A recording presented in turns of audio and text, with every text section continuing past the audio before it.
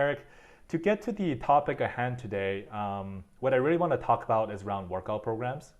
Mm. So obviously, Boostcamp, we digitize tons of workout programs onto the app. So naturally, a lot of the questions that we get from our users are around workout programs. Um, Sure. and maybe taking a step back here, we can start with a more fundamental question, which is what is a workout program? How would you describe it to somebody who's just come into the space? Yeah, I think most people, like if you were just kind of ask someone at a gym, so what's your program? A lot of the times they will have a very nebulous answer. Like, oh, I just come in and do a little X, Y, and Z. And then less often, but still a large number of people, they might tell you what their like split is, Hmm. if they have the time and they're happy to take a longer rest and you're not annoying them too much. And they'll tell you like, oh, I do chest on this day and back on this day. Or maybe if they're a little more strength focused, they'll tell you which days they bench, squat, deadlift, whatever movements they're doing. And it typically doesn't go deeper than that. They have a week set up that works for their schedule, hopefully, or sometimes that doesn't, but they kind of make it sort of work and miss some workouts and feel bad.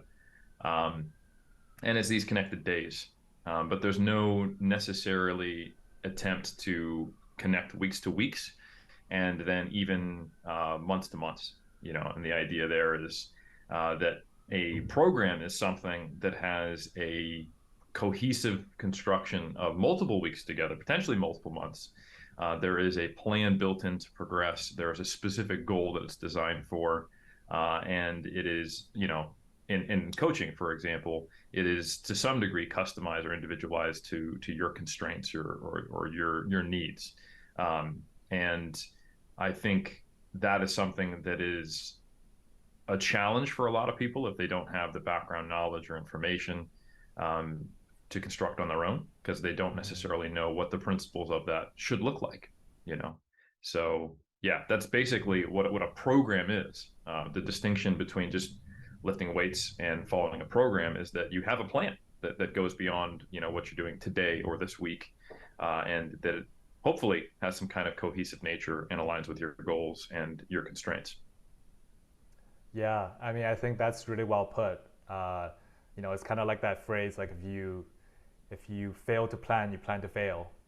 But Mm, I find that many people who go to the gym don't really apply that sort of curriculum principle to their weight training.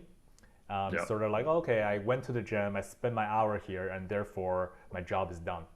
But many times people actually have bigger fitness goals that actually might require them to have to follow a structured program with progressions that goes for weeks and months to actually reach their goals. Exactly. And I think it's kind of, those memes where they have like the brain expanding until it reaches like, godlike levels of omnipotence. Yes. It's, yeah, exactly. And like the earliest one is like, went to the gym, worked real hard, feeling good, and like the next one is, um, you know, set up my program Monday through Friday or something like that. And then the Mm. next one is, I downloaded a template from our fitness on someplace, and the next one is like, oh, I actually created and modified a customized program or customized one of these templates for myself. And then the last one is like, I can write programs, and I know how to adapt the the needs I have currently and the goals I have to a time scale.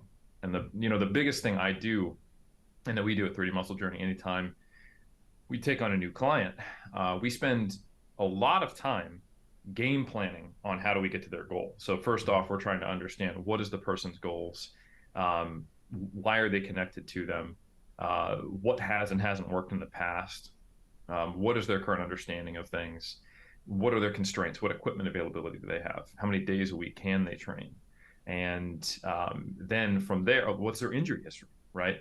And then from there, we start constructing a game plan of, okay, here's what we can do, and here's how long it's going to take to your goal as our best guess. Here's how often we should check in and assess things. And then here's all the steps in the way to get to that place we're going. So all of those pieces are fundamental elements to achieving success when you have, like you said, more significant goals than just simply like I want to meet the activity guidelines. Um, And I find, and there's nothing wrong with just going, I want to meet the activity guidelines for health, right? Hmm. But I find that people, when it's the end of the goal is go to the gym and kind of work hard and then leave, consistency becomes a problem long term. Mm. But when they have a plan and they have you know progressive goals, and the beauty of progressive overload is it never really stops, and you can do things and it becomes a problem solving exercise to figure out, oh, why did the progress stop? And that's really what's fun about programming and resistance training is you can make this progress, it becomes harder and harder, and you kind of, as you stay longer in lifting and you make slower progress, you're building the resilience and you're building the habit and you're building the enjoyment of lifting weights so that you're ready for the fact that your progress slows down. And hopefully, and that's why we're doing this podcast, you're building the knowledge set so that by the time you get to the point where progress becomes more challenging, you're no longer a novice. You can make the right calls, make the right programming shifts, or at least be able to identify some of these principles or people who do understand those principles so you can, you know, shop around for the right approach to solve the current plateau that you're in. And that hopefully is something that's actually fun. And then when you break the plateau, then that's like a huge motivating factor to keep learning and to keep trying new things and enjoying that problem solving process. So I think it's not necessary for everyone, but I find a lot of people, especially people who love lifting, will get to a point where they kind of need to engage with this if they want to have adherence long term and keep lifting for the long haul, which ideally is great for health, longevity, and of course, looking freaking jacked, which is the only point. No, I'm just kidding. But I mean, if you're not jacked, then why bother? are you alive? Exactly. So, yeah.